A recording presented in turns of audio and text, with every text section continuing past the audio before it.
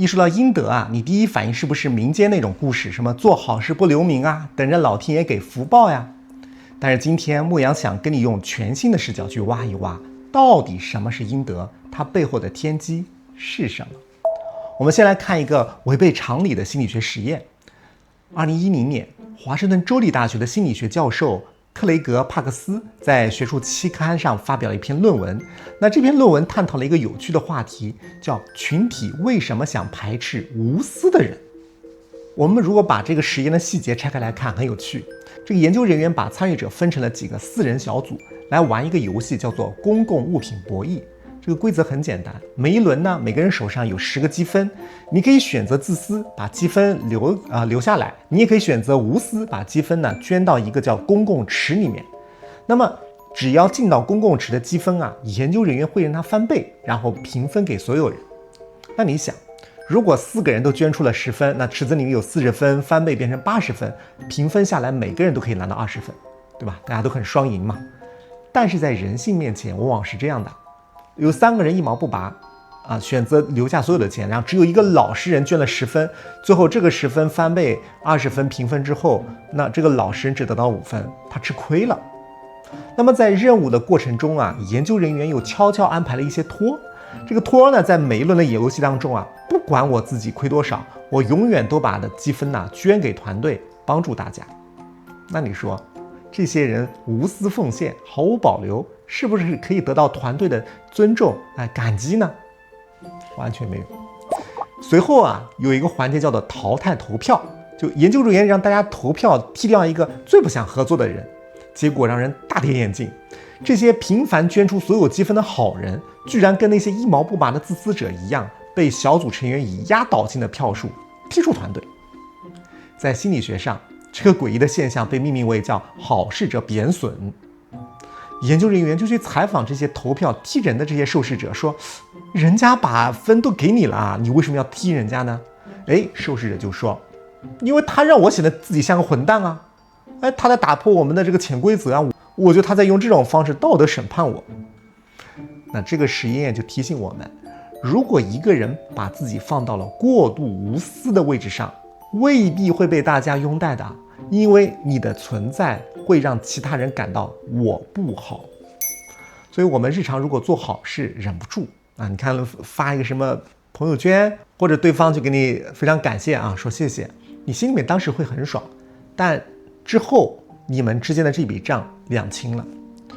中国古人把这种摆在明面上的善意叫做扬善。扬善呢，可以享受市民，就是你能得到好的名声，享受到情绪价值，同时这个账当场就结清。你甚至会因为拔高了周围人的道德门槛，反招来嫉妒和反噬。也就是说这笔善意被低价变现了。而古人真正敬畏的是不结账、暗暗运行的一种能量，他们叫做阴德。那今天我们不想讲那些因果报应的俗事我们想看看人类学、脑神经科学和前沿网络科学的研究，看看这些高手是如何放下想要索取回报的欲望，从而真正理解和善用阴德的。我不知道你在生活当中有没有遇到过这样一种场景，比方说有很多父母对孩子，或者是老婆对丈夫吵架的时候就非常委屈说你看看我为你付出了多少呀，我付出了青春，放弃了升职的机会，我这不都是为了你吗？那你回想一下，对方听到这样的话会感恩戴德吗？实际上觉得窒息吧，想逃吧，或者很生气吧。那当事人确实掏心掏肺付出了很多那为什么对方不领情，甚至会恩将仇报呢？那为了解答这个问题，我们要看看人类学的研究。在1925年，法国社会学大师马塞尔·莫斯写了一本经典著作，叫做《礼物》The Gift。这个莫斯在书当中就详细记录了北美西北海岸印第安族部落当中一个奇怪的传统，叫做夸父宴。那在这些原始部落当中这个酋长呢，为了展示我的地位，会定期举办盛大宴会，邀请其他部落的这些首领和族人来参加。你看我们中国人会觉得请客吃饭送礼物，那不是对你好吗？但是在夸父宴上不是这样的。在宴会的高潮，是首领开始疯狂地向宾客送当时贵重的礼物，比方说兽皮啊、独木舟，甚至会把一些珍贵的鱼油直接倒到火里面去，那你当众浪费掉自己积累的这些财产，你说这是不是有病啊？还说他过于大方了？那莫斯在经过长时间调查之后就发现不是这样的，在没有这种货币的原始社会当中，赠送超额礼物，它的根本目的是确立阶级和支配权的手段。这在人类学上被称为叫做竞争性交换。因为这些酋长向对方赠送这么贵的礼物，你作为对方部落又没有能力来进行对等偿还，那么在潜意识当中就会形成一种关系，就是权力关系。你还不起，你在心理上面就会矮我一头。那这就揭开了杨善的第一个陷阱，就是隐性的心理上的压迫。比方说我们在生活当中，你可能为了一个亲朋好友动用你的核心资源，你觉得我是在帮你做好事，但是在对方的潜意识当中，他会觉得这笔账我永远还不起。因为我们中国人的传统文化当中把这个叫做人情债，人情债多重啊！我们古人也是这样看的。比方说《韩非子》当中有个故事，说那个公宜修在鲁国做相国，非常喜欢吃鱼，那全国很多人一听，那投其所好，就要给他送鱼啊，但他一条都不收。这个弟子就很不解，就问：那你都这么爱吃鱼了，你为什么不收呢？公宜修就说：正因为我爱吃鱼，所以绝不能收。你一收了别人这个鱼，我就会人情上欠他，你欠了他的，你未来办事就难免吃人嘴短。那到时候执法不公，我相位都保不住，我到时候连自己买鱼吃的余地都没有了。你看古人多怕人情债，那人情债最可怕的地方，它会让关系变质。比方说你帮了人家的，人家还不上，就算你嘴巴上说没关系没关系，我不需要你回报，我们都是一家人，但是你潜意识当中那种记账感是骗不了人的。因为你付出了很多，你在跟他相处的过程当中，你会多出一份期待，你可能无意识当中你会唉声叹气或者在平时的事情当中，你就觉得他应该让着你这有点像什么？你虽然没让他还债，你天天拿一个账本给你看，你看你欠我的你记着你欠我的，那这谁受得了？没有人愿意在潜意识当中当一辈子的精神负债者呀。那怎么办？为了逃避这种难受的感觉，人就会启动一种防御机制，那就是背叛你，甚至攻击你。我一定要在这个关系当中找到你的问题。比方说你当时来帮我根本就不是真心的，你还不是为了你的面子吗？你说你付出了那么多，你只是在自我感动，我只要把你贬低了，你的发心就被否定，这样我在潜意识当中这笔人情债就不成立了。我终于就觉得轻松了。所以很多时候所谓的恩将仇报，只是一个人为了摆脱情感重压而做出的本能所以当一个人的付出只要带着这种账本的感觉，你不管怎样包装，本质上就是交易。而只要是交易，对方就可以否定你的价值来违约这就是为什么扬善往往会有反噬。那你说显性的善意这么危险，那古人说的积阴德就是不是我就憋着不说，等着未来老天给我福报呢？如果你这么想，可能是从一个坑掉到另外一个坑了，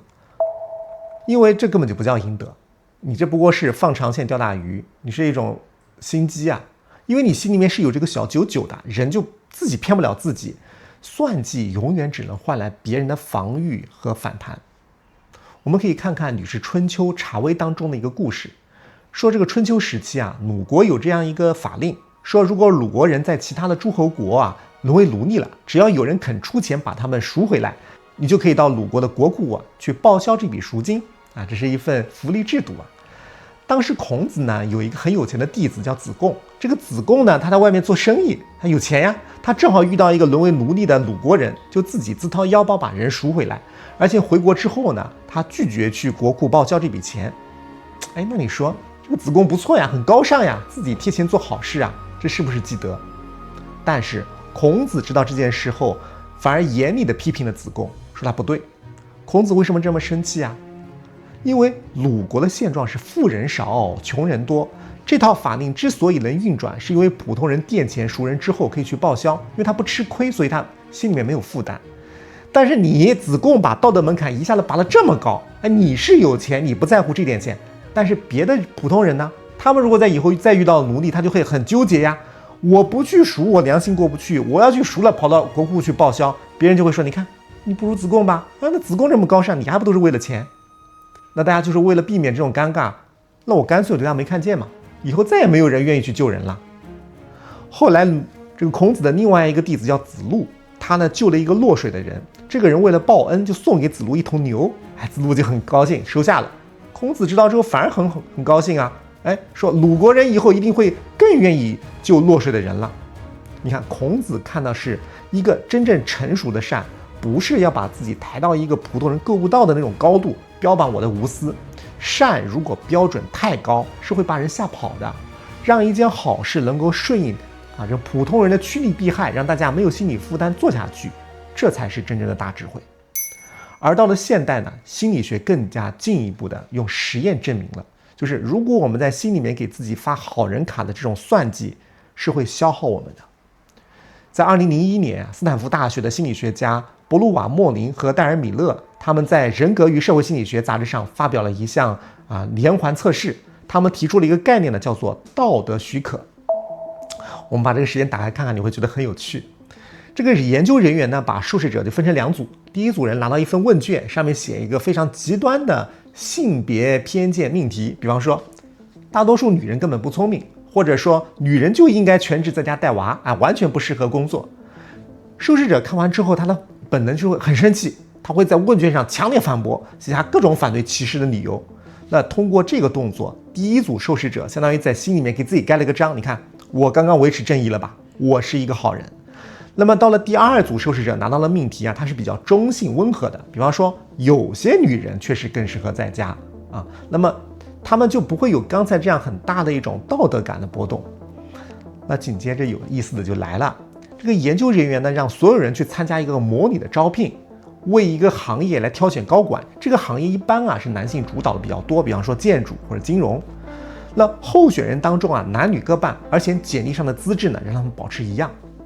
这个实验数据大跌眼镜，这些刚刚在心里面确定自己是好人的第一组受试者，他们在招聘决策当中反而是充满了偏见，他们更倾向于认为男性更适合这个岗位，而且对女性的候选者更加苛刻。那第2组呢就不会有这个问题。这个2位科学家就解释了这种微妙的心理机制，说我们人类如果做了一件好事，就算你嘴上不说，但你心里面会记下这笔账，你会给自己颁发一张叫道德许可证，你会感觉你看我现在有足够的道德积分了，那我稍微在其他地方放纵一下，对别人苛刻一点，那也是可以的嘛。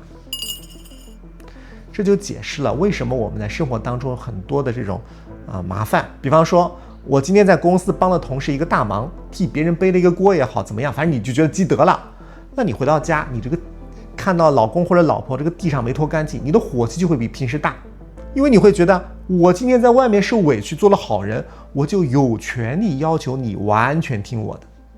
那本来你付出这个善意，这个能量呢，它会是滋养你的，但因为你心里面记着这个账，你拿着这个道德许可证回到家里面去兑换了，因为引发争吵嘛，就把能量给挥霍了。你会发现只要一个人在算计，在记账，那这个能量就会被漏掉。那就有个问题，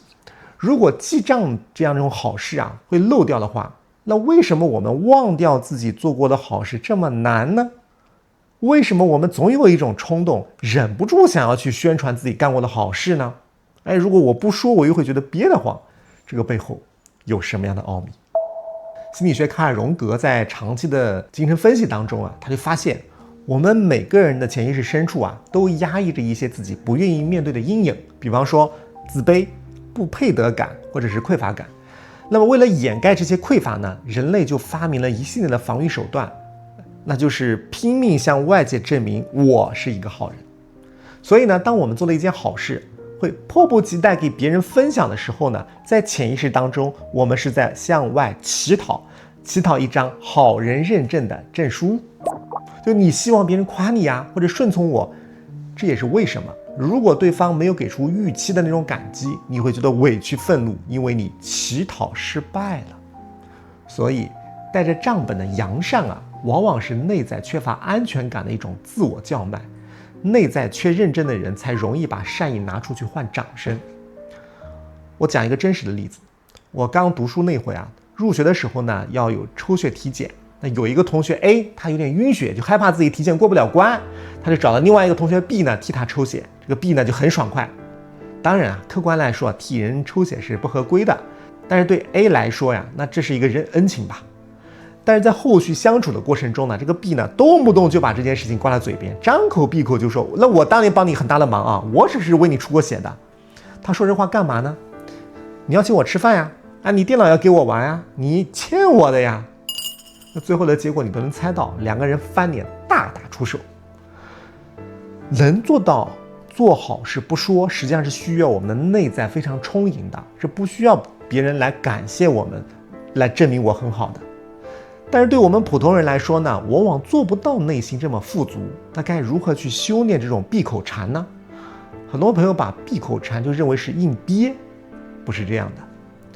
英国著名的精神分析学家威尔弗雷德·比昂啊，他提出过一个概念叫做心理容器。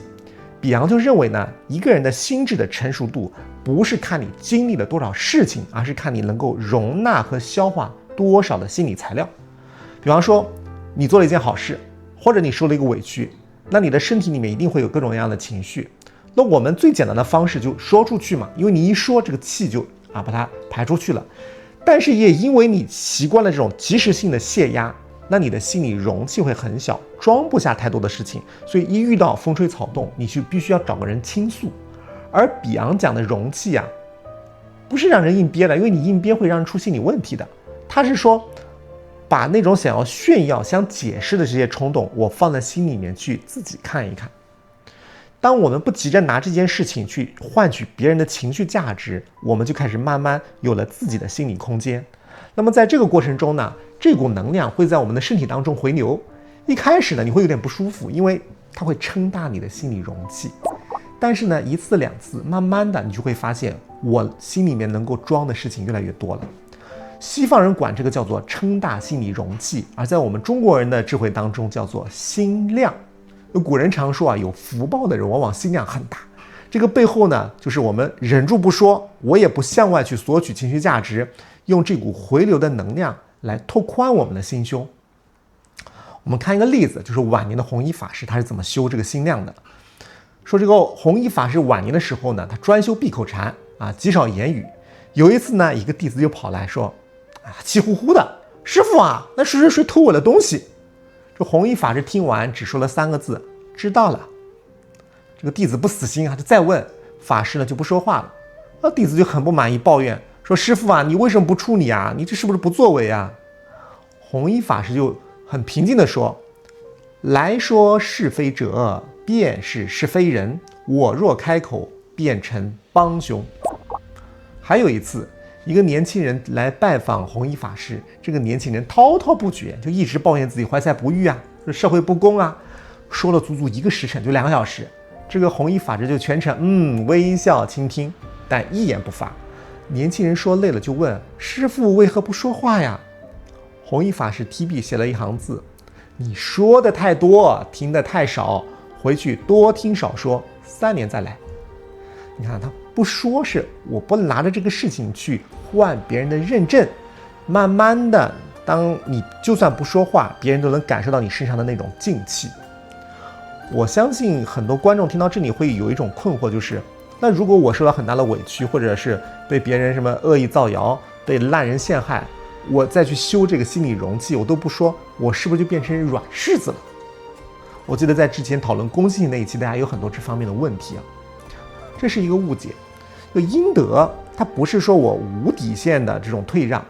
它是把我们在人际交往当中的这种冲突分成2个维度，一个维度呢是现实层面，我们叫阳面；一个是情绪纠缠的层面，就是阴面。那么前者比方说对方确实侵犯了我们的这个核心利益，那这种阳面我们必须要雷霆出击，那你要该掀桌子就要掀桌子的，或者是你走法律程序，这是保护自己的现实这个边界感。但是后者呢，它是情绪层面的。你看高手跟普通人就不一样了，普通人一般吵架之后啊，他会很委屈，他觉得我情绪没有结束，他可能要跑去跟自己的这些朋友翻来覆去讲，你看你们评评理，他怎么能这么坏呢？或者我自己情绪咀嚼啊，我当时要这样吵就赢了。甚至有的人会跑去找回那个烂人讲道理，你要想逼对方来认错，做不到的。很多人说不说话是懦弱，懦弱是因为恐惧不说话，而强者不说，他是要保护自己的能量。那为什么我们去找烂人讲道理，他会消耗你的能量呢？现代认知神经科学它是已经有相关的研究了。这是在我们的大脑深处啊，有一个情绪中枢叫杏仁核，它呢是一个很敏感的警报器。比方说你面对一个没有逻辑、充满偏见、他对你有敌意的人的时候，你的杏仁核会报警，那么会分泌压力荷尔蒙，让你呢会愤怒啊，想要攻击他，这是动物本能。但是呢，如果你没有选择直接掀桌子跑去跟他讲道理，或者你一定要掰扯个对错，你相当于在用大脑的理智中心，就是我们说的前额叶皮层。这个前额叶皮层呢，它要超负荷运转，因为它一方面要压制杏仁核的愤怒，要强迫自己模拟和理解对方的这个就没有逻辑的逻辑，甚至你还要找一些切入点去反驳它。这个在神经学上属于一种高负荷的认知控制。你要知道，我们的这个前额叶皮层是非常消耗葡萄糖和氧气的。那么这种强行压情绪、向下兼容烂人逻辑，它会迅速的去消耗你大脑的资源。这就是为什么，如果你曾经跟一个胡搅蛮缠的人纠缠半个小时，或者你在微信上吵来吵去的话，你会觉得精疲力尽，因为你的能量被消耗掉了。而高手就是早就看透这一层，所以我非常吝惜保护自己的能量，我绝不指望在情感上得到你的道歉或者你的改变。我不纠缠是因为我要保护自己。那么当我通过这种方式把能量省下来了，我要怎么把它存到应得的系统当中呢？那我们接下来看一段让我觉得很震撼的史料，就是这些古代的政治家，他是在这种凶险的博弈当中是如何通过这种方式来改变历史走向的。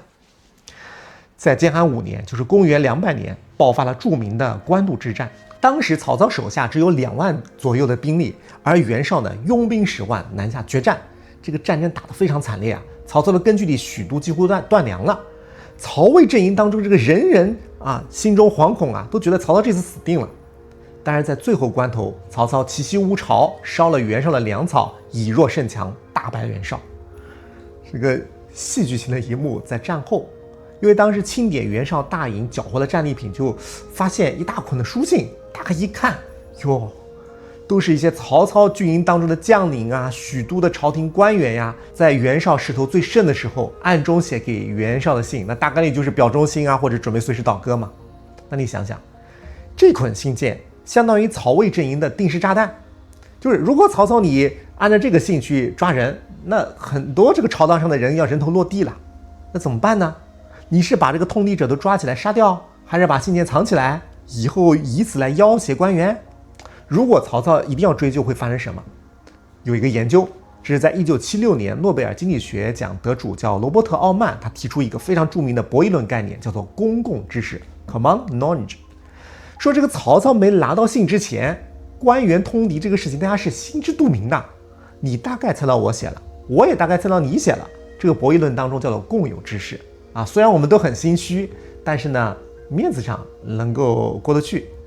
但你这个信一旦被翻开，要开始查了，它就变成公共知识，就是我知道你写了，你也知道我知道你写了，我也知道你知道我知道你写了。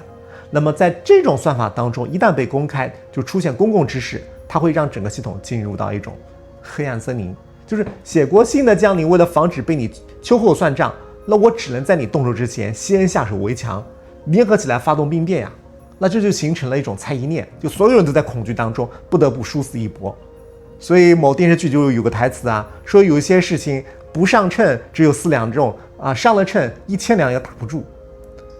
那这个曹操如果按照这个思路去干，就算赢了官渡之战，迟早也会死在自己人的画饼当中啊。那在这种危机之下，曹操做的这个决定，我觉得是很漂亮。他下令把这个信件就直接搬到中军大帐前，我一件都不看，当着所有的将士的面，一把火全烧掉。同时，曹操也跟大家说，袁绍强大的时候，连我自保都觉得困难，何况是你们呢？所以这把火，他烧出的是很高级的阴德，因为他把原来可能导致大家互相倾轧的隐性给烧掉了，把大臣对未来的恐惧给烧掉了。那通过这种销毁证据，让整个系统就回到了那种虽然互相存疑但相对安全的模糊的状态。这就是阴德的高级形态。我不声张，不索赔，我不对你进行操控，来换取整个系统的稳定。这种操作比什么明面上直接说我原谅你了啊，我好像很宽容你，它要贵重的多，也更高级。所以你看，我们今天对阴德真的有太多的误解，比方说觉得我就跑到什么公园放生几条鱼